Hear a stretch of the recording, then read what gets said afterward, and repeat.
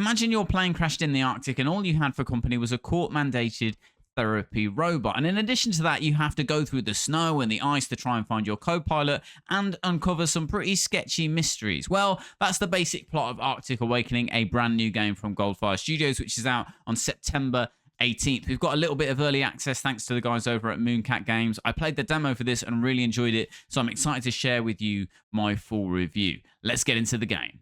Your actions and decisions can impact the story, characters, and world around you. That's what we like to hear.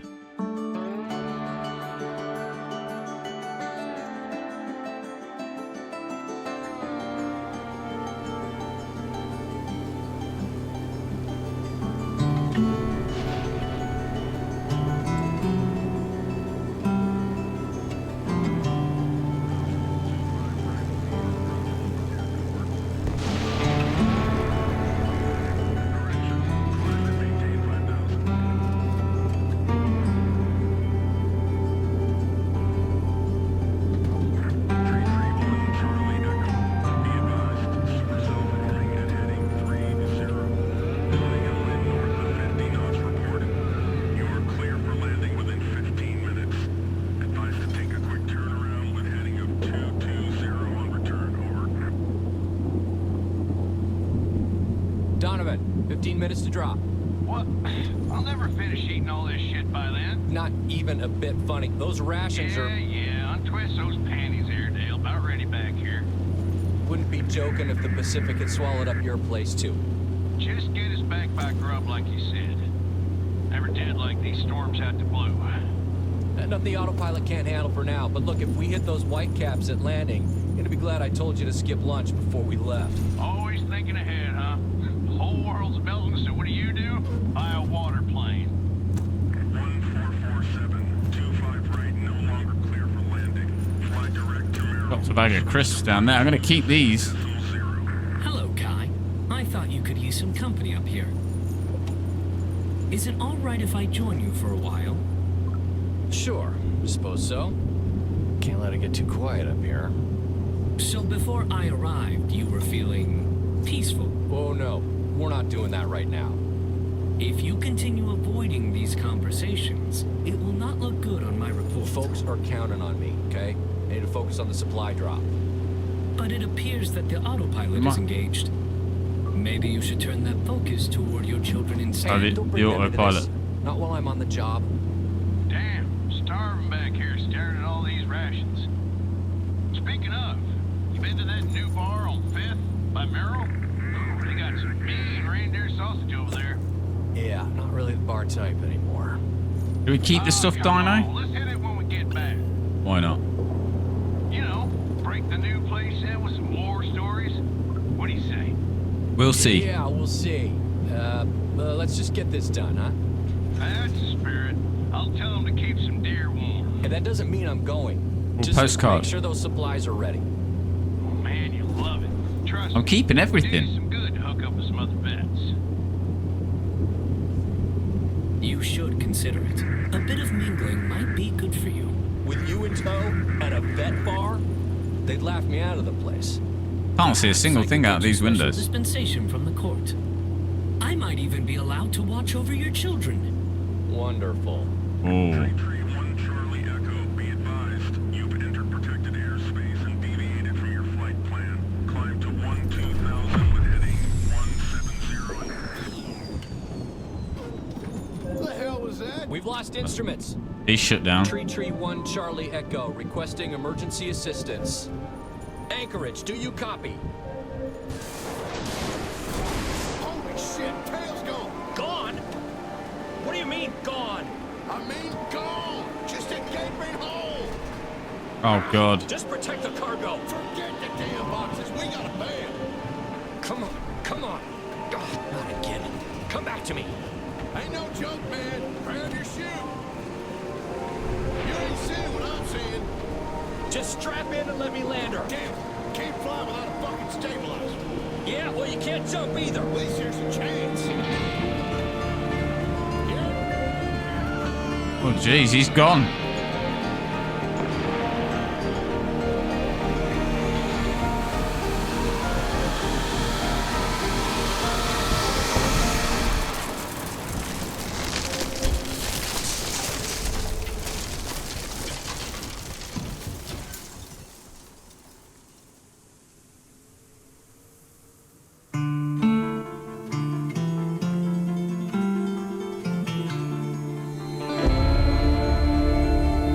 First thing to say about this game is when it starts, you start on episode 1. One of the things that I noticed is that the kind of opening sequence of the game almost felt like a TV series or a movie, and that's replicated as you finish chapter 1 and going into chapter 2.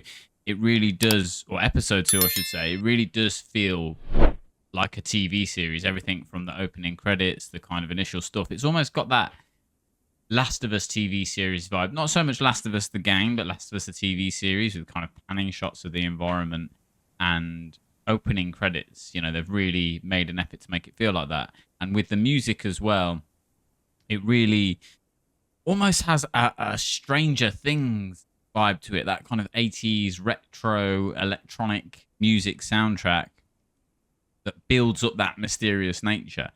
So there's a lot going on in terms of the environmental sounds and the music, and the fact that it's done in this episodic way with slightly more being revealed as you go through. The whole point of this game, it feels like, is that there is an ongoing mystery, a kind of strangeness about the environment, about the game. You're never 100% sure what's going on. You come across these mysterious things, and it's never kind of fully explained in that moment what it is, because your core aim is survival. And there is that survival element to it. And I don't think it necessarily makes it super clear what's happening. And this game really doesn't hold your hand massively at all throughout. So, you know, when you get hungry or thirsty, your vision starts to go blurry, you start to move a bit slower, but it's not really a thing to say you need to eat now. You just, those symptoms get better when you do eat. The droid robot thing does tell you to eat once to show you that mechanic, but after that you're pretty much on your own. And it's very similar throughout. It gives you a broad thing that you're trying to achieve, a broad task that you're trying to achieve, but doesn't really hold your hand in terms of how you go and achieve that. So for example, you know, firing the flare gun, I'd already picked up the flare gun, so I thought, oh, I've already got the flare gun, it's going to tell me to fire it if I've already got it. I didn't realize I didn't have the ammo. So it gives you a broad task, doesn't hold your hand necessarily in terms of like how you go and achieve that task, and you have to figure that out yourself. And sometimes that means going the long way around. It is achievable. There is nothing so far that's so difficult that you're like, oh god, I just can't be bothered. It just takes a little bit of time and a little bit of thinking. And for a game that is actually quite linear, I think, in its structure, it does feel quite open. It does feel like you can wander around. More so than a game like Wukong that had a lot of glass walls. It kind of looked open, but very quickly you would hit glass walls. This does feel like you can wander off path a little bit, although there is a very clear path in terms of where you should be going. If you're going a long distance, it does give you a general direction, and although you may meander off round and about, you do eventually find your way back to kind of hints at which way you could be going, whether that's a road, whether it's lights.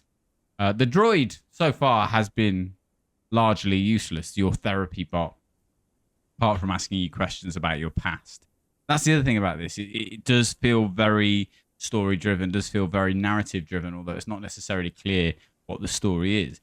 You know, part of me is thinking, is this all just, you know, some mad therapy thing that this guy is going through?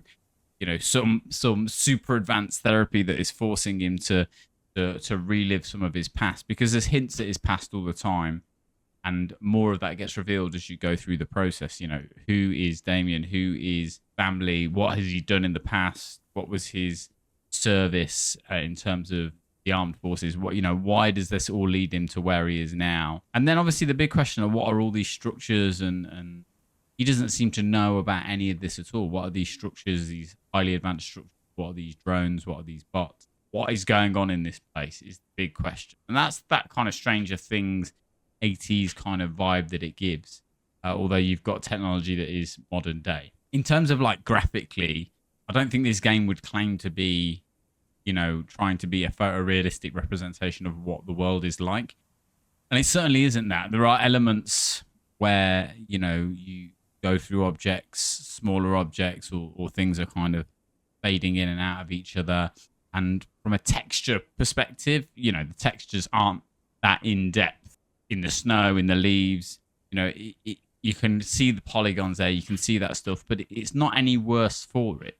I think what the creators of this game have realized is that you've got a really solid story underpinning what it is you're trying to do. That the graphics can be secondary to that, and that's fine. The environments look nice, but they're just, comparative to AAA games, with all the bells and whistles in terms of ray tracing and reflections and textures. It's just not there, and I don't think it needs to be, and I don't think they would ever claim to be. This is, feels like an indie game, but it's underpinned by a really great story and really great narrative that does keep you intrigued and wanting to play. You should be prepared for a slower pace of game. This is not, you can't run and gun the tasks even. If you're carrying a rock, you're going to move slowly. Even when you're moving around the environment in general, you do feel sluggish. You do feel like you're kind of running through snow, or that you're up to your knees in snowdrifts, because you just can't move that fast. Even when you're on the road, there are sections where it feels a bit like a walking sim and you're just trying to get from one location to another. I'm picking stuff up as I go because I don't know what anything might be useful for. Chisels, drills, all sorts of stuff, in the hope that at some point these things might reveal themselves as useful. Slightly worried that I dropped one of the flare ammo, and I don't know where that's gone. That seems to have disappeared into the ether. I accidentally threw it instead of keeping it, and there's all this talk about, we've only got one more bit of flare ammo. I don't have any flare ammo. I don't know where the flare ammo has gone. I don't know what I'm going to do if I require it. Hopefully the game will just present one to me at some point. If you like a slower pace of game, you like something that you can kind of meander through and discover things as you go, and you like this episodic structure of going, what's happening in this episode?